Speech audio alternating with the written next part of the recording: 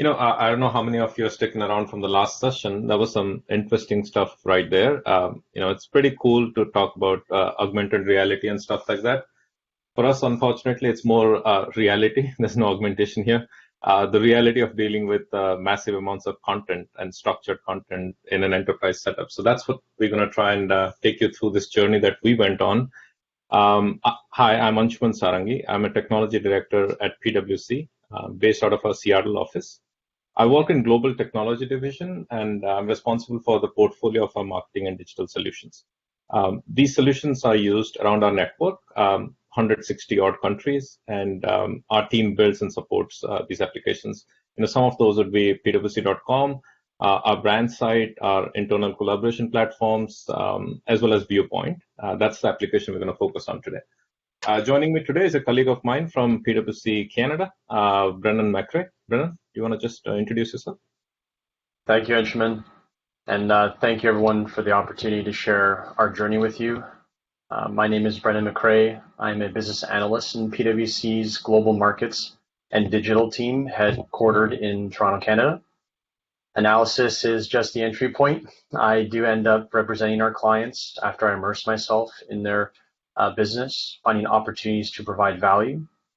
I am typically first to engage, finding opportunities where I can and providing clarity and direction throughout the project's lifecycle with a passion for solving complex problems.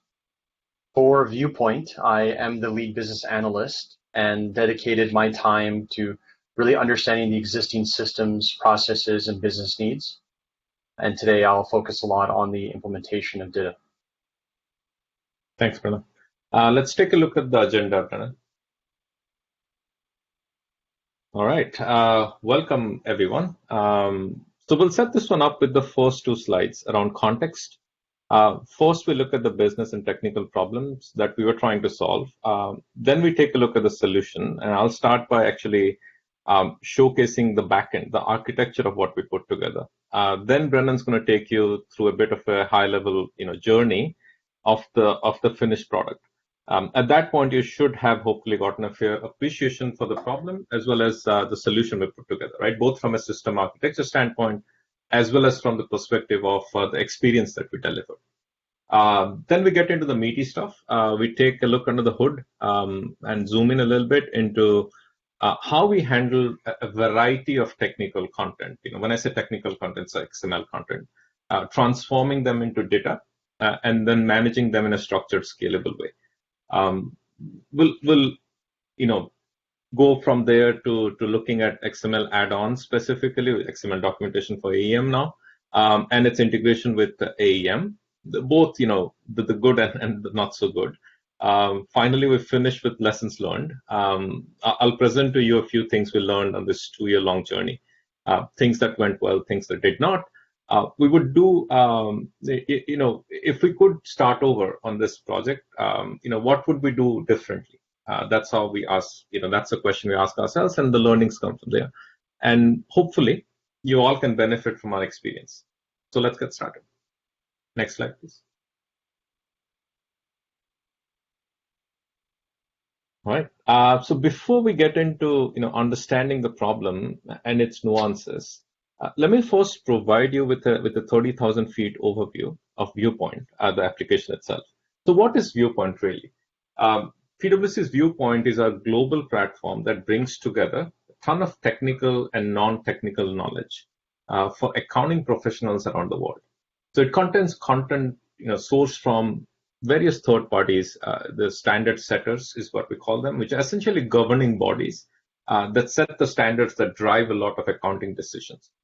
For example, we got FASB, AICPA, IASB, which are the international standards, FASB and AICPA in the US, and so on and so forth. So we source a lot of content, and we also have a lot of content that is authored inside and curated by PwC people, with us being the subject matter experts in this field. We have both internal and external users using this platform, so it's not just internal.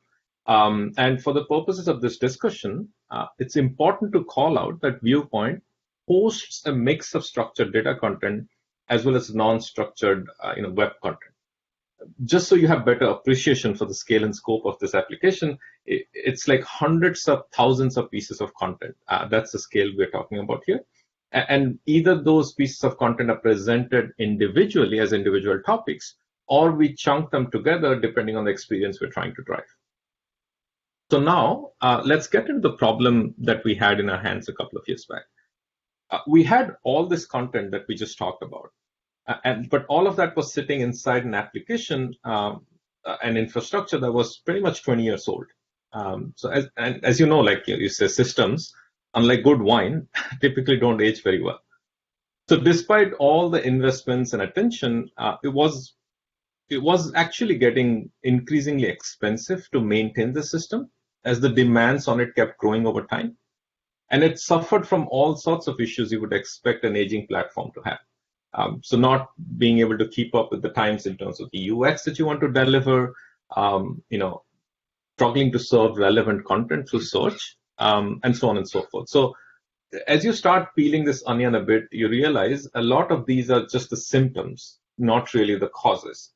So you start going even deeper.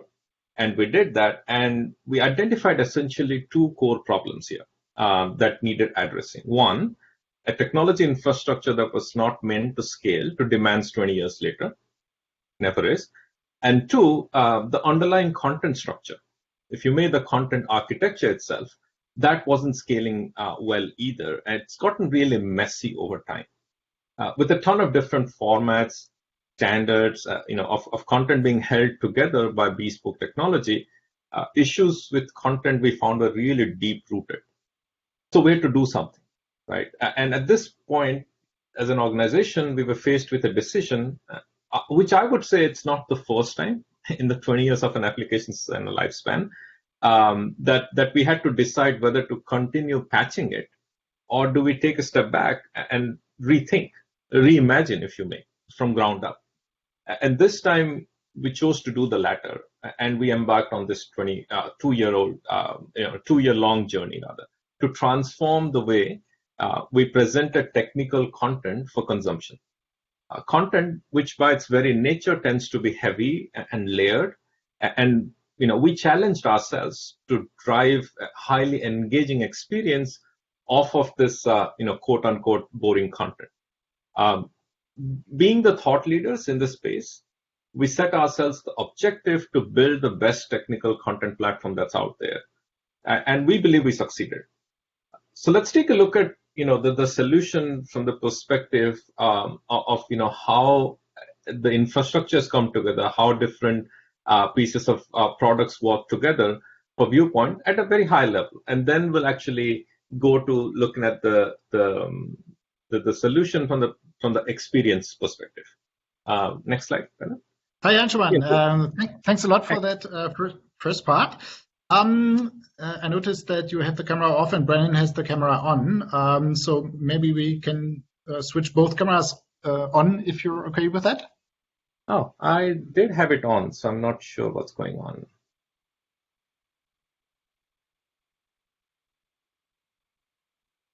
Do you guys see it? Now you're coming. Okay, cool, wonderful. Please continue. Thank you. Technical problem. Sorry, guys. Okay, so what you see here is actually a high-level, architecture of Viewpoint, and as you can tell, we got AEM at the center, right, as the core CMS. We got the usual suspects that go with AEM, and when you're building a web solution, so you got analytics, target, search and promote, audience manager, all of that, to the right. That's all part of standard AEM implementation. But the most crucial piece of technology that sets this apart, at least for us, is the fact that we needed to figure out how do we handle massive amount of technical content within AEM. We'd never solved this problem before, right? So for us, this was uncharted waters.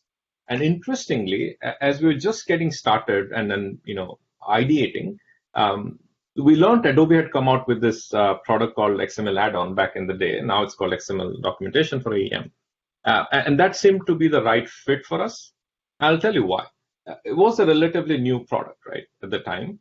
And so it was unproven in terms of its track record. And it did to us, it looked like it held a lot of promise in the sense that it seemed to make the utopian world a possibility where one would benefit from the power of AEM to drive engaging experience while using heavy technical content. And that's managed in the same core platform as the rest of your web content. We couldn't find any other offering that seemed to have put both these ends together in one package, right? One, engaging experience and heavy technical content. So we started. And on the top left corner of this diagram, you'll see we got your technical content being brought in. We call that process ingestion, especially when we're sourcing that content from third-party standard setters or providers. A lot of this content comes in different standards. So, FASB content from the get-go is data, whereas others, there could be DocBook and other standards as well. We bring all that content in, but there's people around PwC, a network of authors, if you may, who are creating content as well directly within XML add-on. And both of this comes together within XML add-on in its operational state. So what you're looking at is how things work today, how things are post-go live. However, when you're taking on this kind of a project, you have another massive piece of work that you cannot and should not underestimate, right? Which is migration. Remember, like the 20-year-old system that had hundreds of thousands of pieces of content, we had to figure out a way to migrate all of that to the new platform. And in doing so, transform them to the only standard XML add-on understood, which is data. So fast forward to the operational state. We got all your technical content sitting in XML add-on, similar to publishing content from AEM author to publisher, the way we do any HTML page.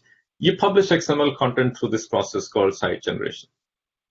It's literally that, right? It generates a site that is web content out of your XML content.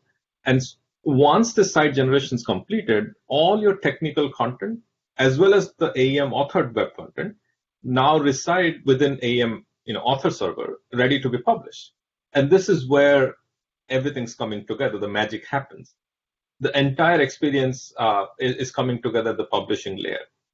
If you've done a good job, from the end user's perspective, it's all seamless, right? They're now engaged, interacting with your content as they do on any typical site, completely unaware of the mechanics of how it's all coming together behind the scenes. Now that you've seen that, and you've seen what's going on behind the scenes a little bit, I'd say, Brendan, let's show them what the finished product looks like, right? Because it's a lot of effort that went into building what we built. Let us show you in a couple of minutes, what the finished product looks like, so you have a better appreciation for what this is all about, and we go from there. Ben? Perfect. Thank you, Anshuman. Stefan, please correct me if I'm wrong, but I feel like you should now see an incognito browser. Yeah. That's okay, great. Perfect. So we'll start off with the home page. I've loaded viewpoint.pwc.com, which is actually a site that is accessible to everyone. So you can go ahead yourself and open your browser and navigate there as well and look with me or follow along as I click through and show you the user experience that Anshuman was referring to. There is a tutorial, which is really helpful. I'm looking on my right, which is where I'm sharing my screen.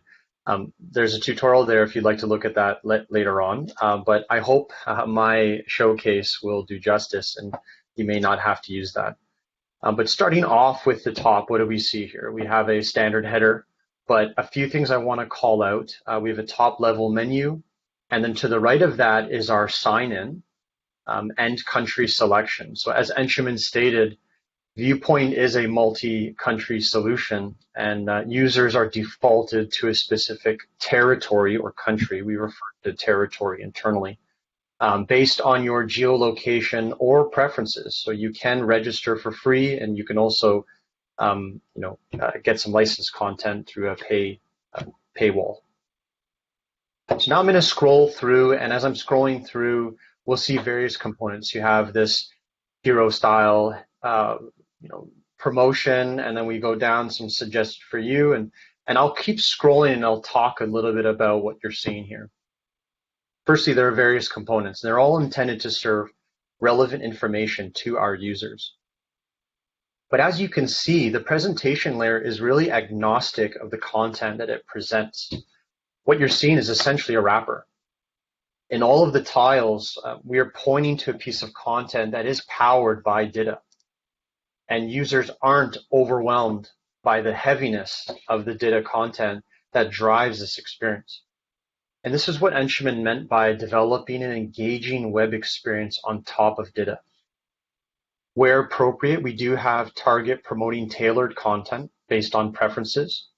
And clicking any item in these components will open a content page, which I'll cover shortly. Before that, though, I'm going to start off with search because it has the most opportunity to improve since our users demand a strong search experience. So I'm going to click the search icon and you'll notice a few things. I'm going to type in the word accounting. And what are the three aspects that I want to call out? Firstly, we have our previous terms you've submitted, which is very helpful, quick access, etc. Below that are the suggested terms to help expand or narrow your search. And then underneath that, a little bit more powerful and more thought put into it, is the suggested guidance that are tied to the search terms for quick access. Each of these aspects improves the discoverability of related content, and that's what makes them smart. I'm just going to submit my query on accounting and then tell you a little bit about this search results page. On the left side, you see our facets or filters. All of the metadata is an amalgamation of DITA and AEM properties coming together in the published layer. The left side that I'm talking about, the facet filters, is primarily powered by AEM's tag taxonomy. Whereas in the middle, we have the suggested content capturing key information defined in the DITA layer, such as the title, the abstract, the source, all within this body here. And I could scroll down and show you all the, I think it's 53,000 or so results, because accounting is such a general term. But it's pagination at the bottom and et cetera, and I can change what I want to see. I can also filter, sort at the top right, and quickly favorite a piece of content.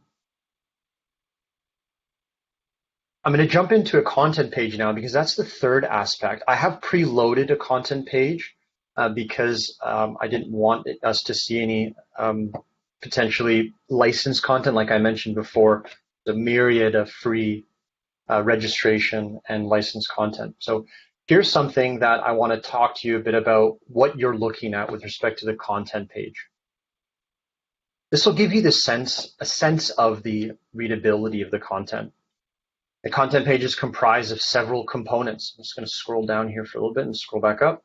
You see things like the breadcrumb. It could have a table of contents. You see the title component, sharing functions at the top. And then on the right side, our sidebar. What's interesting, and again articulates the power of merging, how you make this seamless experience out of DITA, is really the DITA is only what's beneath the title. Everything else is that wrapper, as I referred to. The sidebar is intended to provide additional context to either related content and FAQ and more. So if I expand the sidebar, you can see that there's a related article, another podcast, and then as well a related document. And the intent of related content is really to assist readers with discovering something relevant. Now that you've seen the experience, I'm going to go back to the presentation so we can look at what we had to do to standardize and transform the content to deliver this experience.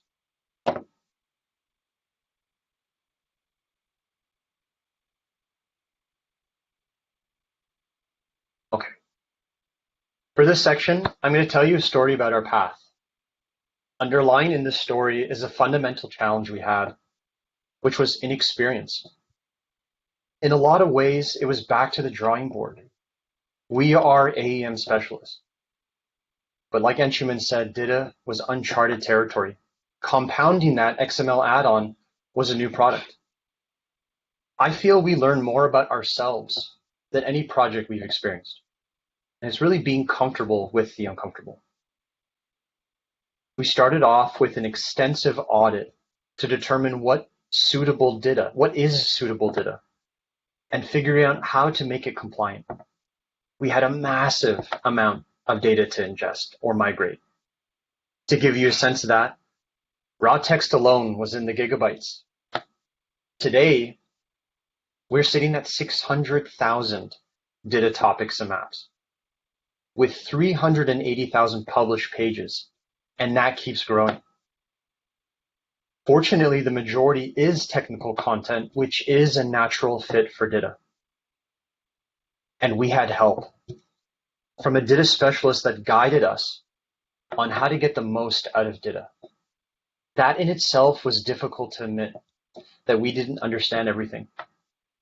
Because at PwC, we pride ourselves in knowing our stuff. At a high level, we had to understand the content, its structure, the logical hierarchies, understand new tools, H2D or HTML to DITA, the DITA Open Toolkit. Then we had to create a destination for these elements defined in the content model.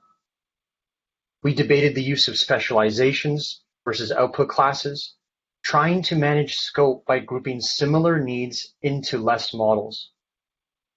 In summary, the models evolve, and you may have to develop many models to cater to variations. Ultimately, standardization is the goal. So we created a general model for most content sets with variations to meet specific needs. In some cases, a dedicated model was unavoidable. For example, we created a dedicated model specifically for the FASB. The final step is transforming our content to fit the destination. But it didn't stop there. Like Anshuman mentioned, we have multiple sources of content. For distinct content providers, we worked with an implementation partner to create ingestion pipelines for third-party content. Our partner brought experts in the field of technical content with a ton of experience and understanding of those standard setters. Fundamentally, we're constantly ingesting new or updated content, and that means we're managing change within and outside of our system. That meant we have to be nimble and account for variability in the source content. On top of that, reconcile between the source and our system for every ingestion. The last point on this slide touches on two realizations about DITA. In my opinion, DITA is very functional, yet inherently rigid. We wrestled with the concept of the document, or another term may be chunking point. It was difficult to envision how DITA would be consumable on a page. And in the end, the table of contents dictated the start and end of a given document.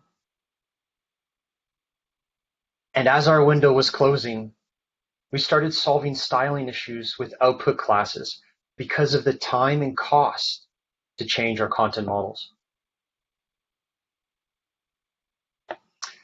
Now that I've shared a little bit about our content journey, I'll progress into the complexities of AEM and XML add-on. My goal is to highlight key aspects in creating that engaging experience from DITA. An important realization is that DITA is pure content. It has to become a page in order for components and other UX elements to come to life. A fundamental decision we made was to segregate DITA and non-DITA because everything is not suitable for DITA. From our development streams all the way to authoring content, we created a division to maximize our talent available in our internal teams and our partners. We had one stream for unstructured content, pages, media, and the other stream for DITA content. In essence, we divided and conquered stitching them together in the final product.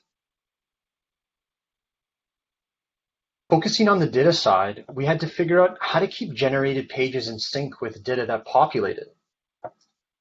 In its own world, data is very logical. However, once you generate a site or page, you now have two assets capturing the same content. You're left with a published page versus an active data or topic. And we leaned on post-processing functionality to trace a page to its respective data, connecting the two via statuses. By far, the most complicated hurdle to overcome was linking. Our content is extensively cross-referenced, over 1 million links. A critical aspect of linking was the link scope. In DITA, the scope can be local or peer, meaning the content is either published locally when referenced, or referenced as a peer, i.e., there's only one instance of it. Seemingly mundane, we were finding duplicate content everywhere, realizing that our content is not written like a traditional user guide, in that the pieces of content weren't reused across documents. Instead, our content refers to each other with the expectation of preserving its context because the placement of content has meaning. To this day, linking eludes many of us because it is difficult to create something that is a piece of the final product. In the pursuit of closing the gap between content curation and the final product, we also invested in previewing. Authors struggled to adopt a new authoring tool, and we were coerced to bringing the author closer to the user experience. Because the data environment is disconnected from the published instance, we couldn't recreate the look and feel of a published page without publishing it. To overcome this, we decided to create a separate route strictly for preview generation, so that authors can interact with its final state without affecting site visitors. Like all new products, the first adopters paved the way for future users. And we felt the growing pains of XML add-on, from custom solutions to processing optimizations and enhancements. It is truly a double-edged sword to be at the forefront. On one side, we're driving innovation, and on the other side, we're driving ourselves mad by the lack of clarity. But because of our combined vested interest in improving these solutions together, our partnership with Adobe has been instrumental to our success and our future successes.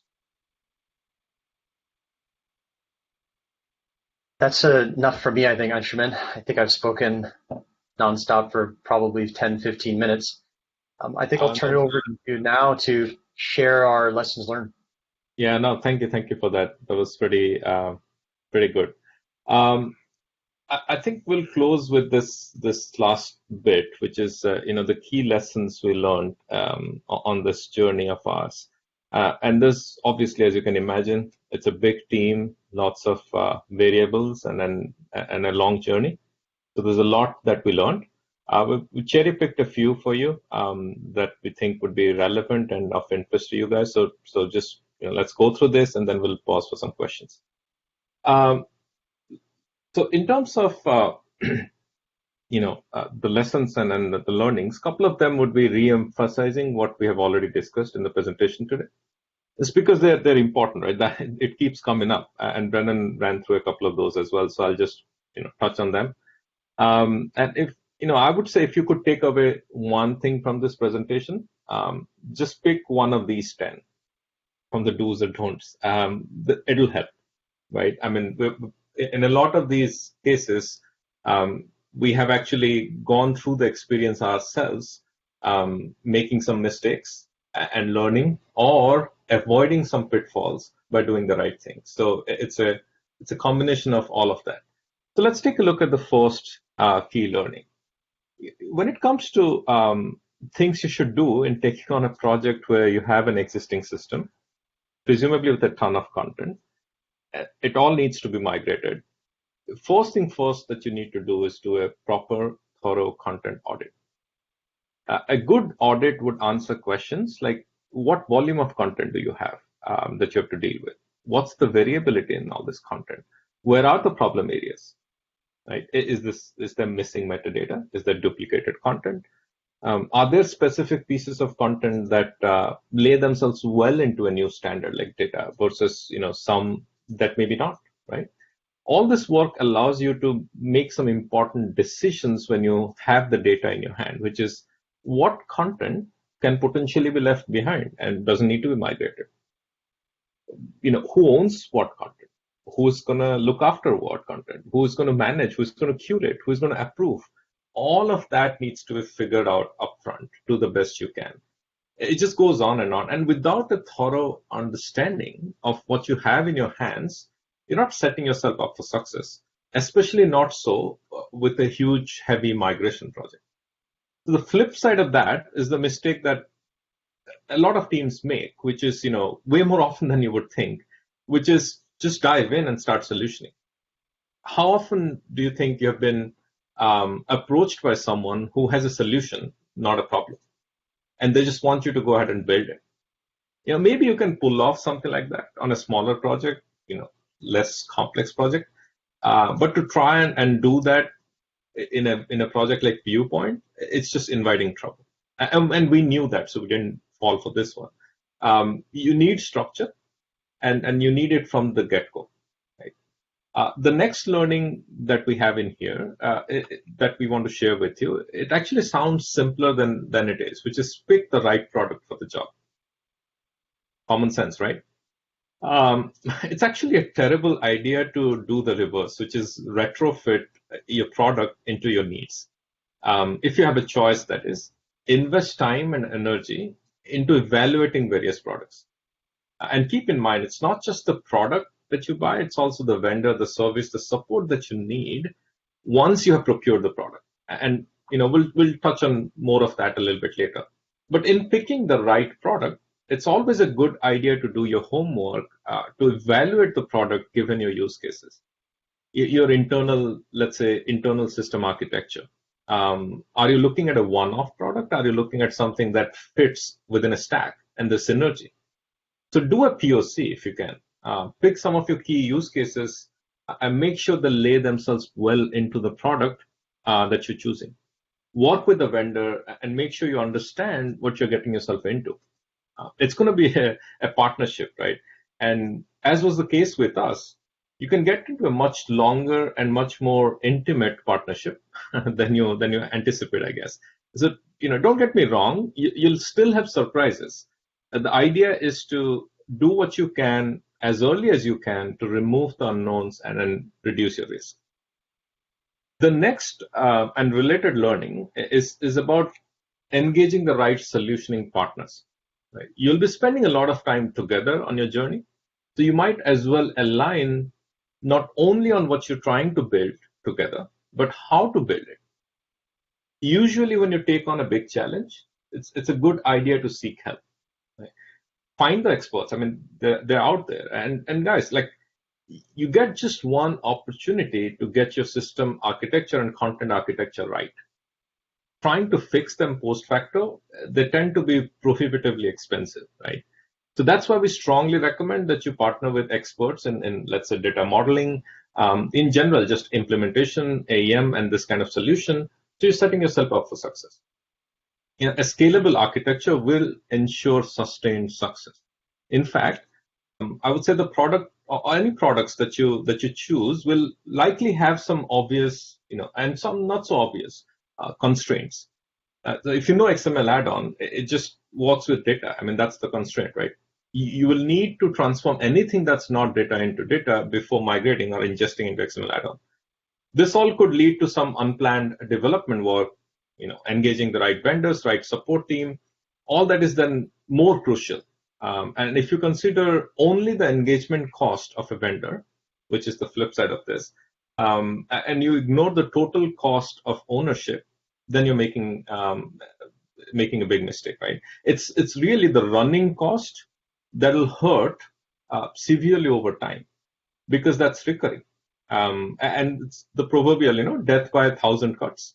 It's always prudent to spend effort and resources into setting up a system for smooth operation, smooth running, even if that means slightly more spend upfront or engaging, let's say, a more qualified implementation partner. The next thing that I want to call out here is, again, something sounds simple, but the importance of keeping your eyes on the prize. And in the context of this presentation, what that means is you got to know what you're building. It's important to have an efficient content management platform. No one's going to argue here, right? But it's not going to matter much if it fails to deliver an engaging experience on the other side. So always define the experience first, so you don't box yourself in by worrying too much about what the product can do, what can my content support, what is my team capable of. Do not limit yourself by those thinking. That'll all come later. Like, build in the experience that sets you apart. That's the starting point. Then you challenge yourself and your team to deliver that experience and get as close to it as possible. Despite all the constraints, they'll invariably show up down the road. You define the experience first. And if you've done your homework with content audit, if you picked the right product, you picked the right solutioning partner, you should be able to deliver whatever experience you desire, based off of the seemingly daunting amount of technical content, irrespective of that.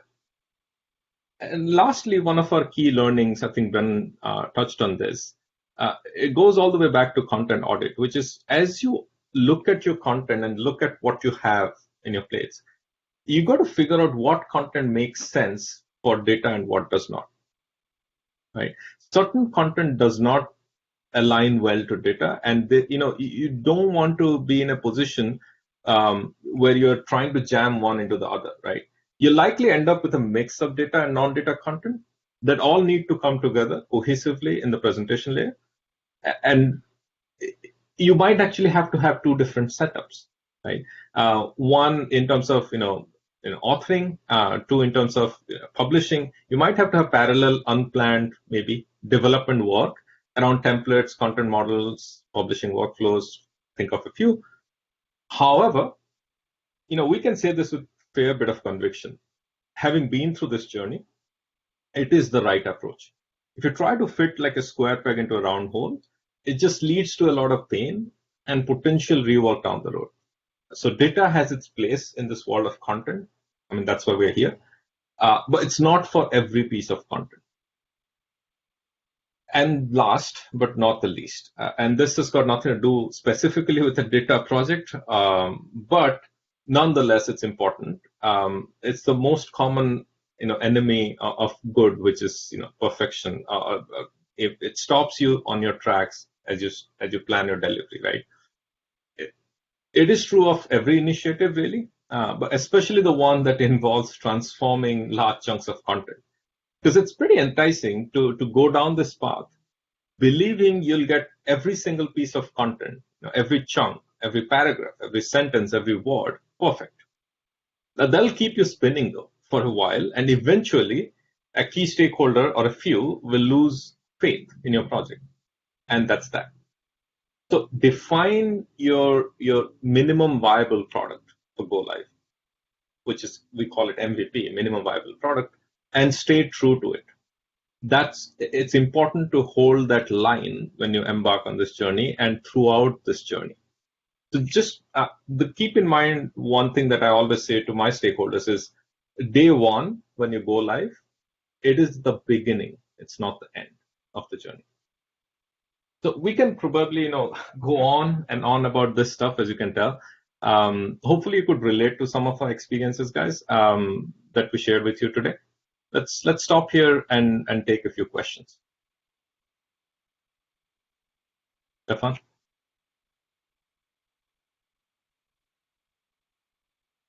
Thanks a lot, guys. There are a couple of questions.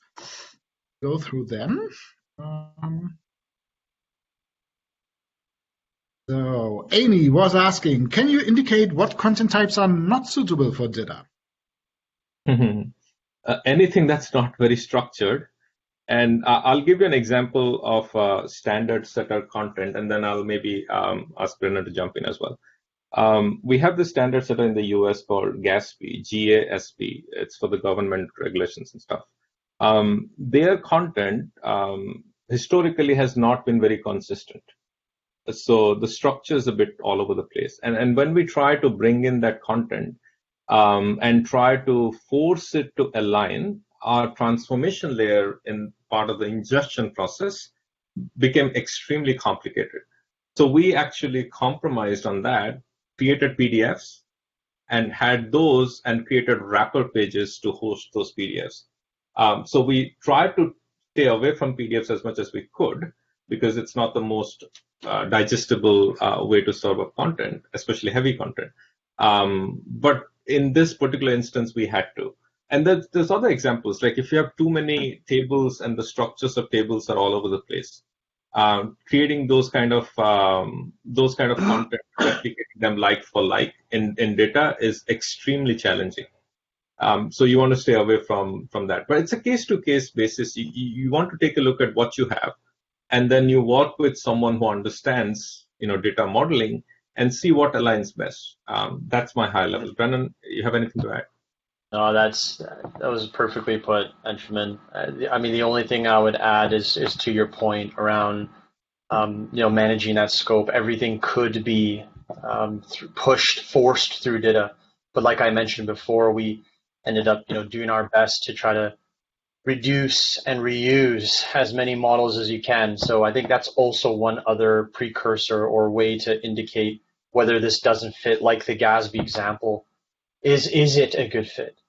Does it flow with the rest of the content? Variation, but you have to draw that line in the sand at some point. Okay. There's a question from David Turner. What were some of your approaches to uncovering and addressing the content duplication, near duplication you mentioned? Should I take this one? Yeah, please. Please take this one. Yeah, it's a great question. So I maybe as you tell, I spent a lot of my time in the content realm of this project, of this program. And although your question has many aspects to consider, I would say maybe overarching, and then maybe I can pluck one out as an example. Maybe I'll do the linking one. Reconciliation. The way in which we found duplicates was by counting, as silly as it sounds, and maybe as rudimentary as it may sound, is counting our outputs. If we have a one-to-one, that traceability of a published page to a data topic, data asset, however you want to frame it, that's how we were able to reveal whether we had duplicates. And so let me give you a bit of an example, and maybe this will help bring it to life. For the FASB, which is another governing body, enormous content set, like I mentioned, its own content model because of how extensive it is. We had linking issues. And like I mentioned before, link scope was a challenging thing to wrap our hands around. So what happened, right? We would count what we thought would be a data to publish page one-to-one, and we were getting 10x, sometimes 14 times the amount of content. And that triggered this journey. So like I mentioned, it's all around validating and verifying that what you're producing is what you're expecting. And then looking deeper into it and focusing in on what is the culprit or cause of it. The example was link scope, where we had the incorrect link scope. It was producing those targets duplicating them in the wrong context. So if I was pointing to another guide, it was creating that guide in the FASB. And that's some of an example of how we backtracked and then changed and tested and trial and error to try to, but it all is under the premise behind, knowing what you should be expecting and counting those things to make sure that that's what you're getting. And just to add to that, Brendan, one of the more embarrassing situations that we faced in identifying duplicates is when search started returning duplicate results, right? So we had a good search experience that we have built on top of our content, as you could see. And the more powerful search is, the more it exposes you, right?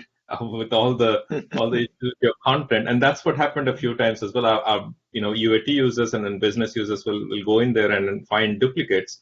And then we go to backtrack, and then Brennan will take lead and then figure out what's causing. Is it a link issue? Is it an ingestion issue? Is it a transformation issue? Is it a publishing issue? It could go wrong at any step of this process, right?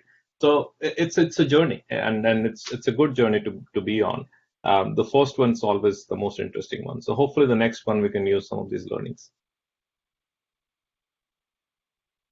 All right, Stefan, anything else? Yes, we do have some more questions. How did you specifically add preview for your authors? Is a question that Ronald Agel would like to get answered. Yeah, it's an interesting one. Brennan, you start, I'll jump in. Yes, definitely. Like I mentioned, preview was challenging because there's so much around the DITA.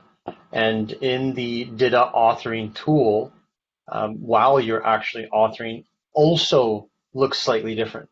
So it was quite a challenge for our authors to not only adopt, but also envision what it is that they are creating and what it will look like to the end user. So the way in which we did that is we actually created our own, like I mentioned, a route. But if I step back, we actually created a instance for publishing, but in a closed area, not exposed to our site users. We replicated our site generation process, but in a corner. And that's how we were able to, create that content page look and feel, replicate that, or at least allow our authors to see it while they were massaging the content. And of course, workflow is behind all of that to help execute that. But fundamentally, it was actually creating the same instance of our pub, but in a dedicated only for preview. Yeah, I think the most interesting thing about preview that we learned from our business user, and this is not the first time this has happened in the past to us, the idea of preview is the WYSIWYG only goes so far, right? The idea of preview is to literally preview the entire experience. So you cannot say, you're looking at the topic, you see how it looks and feels like, so why do you need the full picture? And that doesn't fly very far. So you got to find a solution, and typically we have this internal pub solution. We did that in the past as well, without the XML setup, just plain AEM, and that seemed to work well. It's just more infrastructure, additional, steps in the workflow, and then all of that stuff. But I think it's still important just to ensure quality and making sure your business users feel comfortable before they release something to production. Stefan? Thanks for answering that question. And then there's the question, the search experience you demoed, Amy is asking, was this done solely with Adobe Search and Promote? Yeah, Amy, the short answer is yes. The long answer is yes as well, just so you know. We actually, we worked with Adobe PS on implementation of the search experience. And we are quoting them when we say this is one of the more evolved implementations of search and promote that they have seen. So what you saw is tip of the iceberg. There's a million things behind that is actually powering this experience. And there are things that we don't even get to see. For example, let's say there are 10 different territories or countries that have content on Viewpoint today. Each actually has its own instance of search and promote behind the scene, powering the experience. The reason for that being they each needed control around relevance and business rules and ranking rules and all those things that go with it, right? So they needed to define their own synonyms. So absolute control over the dictionary. The only way to do that is actually to give them their own dedicated instance of search and promote. But then as a user, as an end user, I need to have the ability to search across territories, across these silos of content. So we call that cross-territory search, use case. And for that, we needed to make sure that when you're searching content in US, for example, on the US site of Viewpoint, you have the ability to search, let's say, the UK site as well, the Canadian English site as well. So we're not mixing languages, but we are making sure that all English content is indexed in each of these instances of search and promote that is supposed to contain English content. So that's what worked for us. Obviously, behind the scene, there's a lot of design challenges that we needed to overcome. But that's what's powering all that configuration, because the configuration can be managed individually. So if you go and type, let's say, accounting in US site versus in Canadian site versus UK site of Viewpoint, you will likely have different synonyms and different suggested guidance and all of that that's powered by search and promote. So that's you've got a great example of such a large company like PwC doing this implementation. Let's say we've got smaller organizations, micro organizations that are doing the same thing. What sort of advice would you have for a smaller scale operation in terms of perhaps not having as many resources and also not having as much content to start out with? Yeah, and that's overarching there. That's not just search, right? It's a bigger question there. Yeah. Like how do you manage a project that's not at this scale, right? Sure. I think most of the principles still stand. It's just the scale becomes smaller. Hopefully, you won't have as much complexity or volume because you are smaller. So those things go hand in hand, right? Because we are PwC, we have to deal with what we have to deal with. So we have more resources as well at our disposal to pull off some of these things. But you got to still understand the problem that you have, the solution that you're trying to drive to, and what capacity you have in the middle to deliver. Not capacity in terms of just physical capacity, but competence. And some of what happens is we make assumptions, and the largest companies and the smallest companies, all of us, we are human beings, right? End of the day, that are making decisions, and we all make these assumptions that I can pull this one off because I've read a book, or but as you start looking under the hood, as I said, I think somewhere along my presentation, you get one chance to get certain things right. Remember, we were stuck on the platform for 20 years, right? There's a reason for that. Once you design something, like this, a solution that'll likely be of use 10 years down the road, 20 years down the road, you got to think through, is your architecture set to scale? Is the infrastructure set to scale? Are you engaging the right vendors and right products? I think these are fundamental decisions that you need to make irrespective, whether you're small or large. I think with small, you can be a bit more nimble because you will likely not have as much of hierarchy to go through. Yeah. So that's the flip side of that. With us, there's more resources, more horsepower, and then we can tap into, a vast organization where more often than not, we find help within the organization, right? There's always someone who has a little bit of experience with something. And if they don't know the answer, they always know who knows the answer. So we get good recommendations from our people as well. With a smaller, organization, you may have to look outside a little more, right? Go to LinkedIn, go wherever, talk to people. There's always help out there. Just seek it. Don't be shy. What we used to go to conferences for, right? Yes. Now you made a good point. And again, with a larger organization like PwC, you had, we'll call it a luxury of going in and seeking out the absolute perfect right people, in terms of outside vendors. But I think your point is also, it applies equally to the smaller organization as well, where because they don't have as many, as you mentioned, internal resources, the guy that knows the guy, the person who knows the person, very important to get those things, to recognize your shortcomings and recognize that, that time is money, and that getting timely information, especially at the start of the project, is going to be a key part of the success going forward. And Matt, the total cost of ownership equation, that's important to keep in mind, because most of us, we just think I'm spending $1 million now on this project. Can I spend 1.5?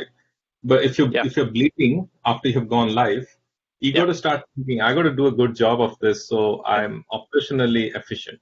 The startup cost isn't necessarily the appropriate measurement of the ROI of the project. True. Yeah. Fair enough. Time is money and content is king. Stefan, anything else we can help with?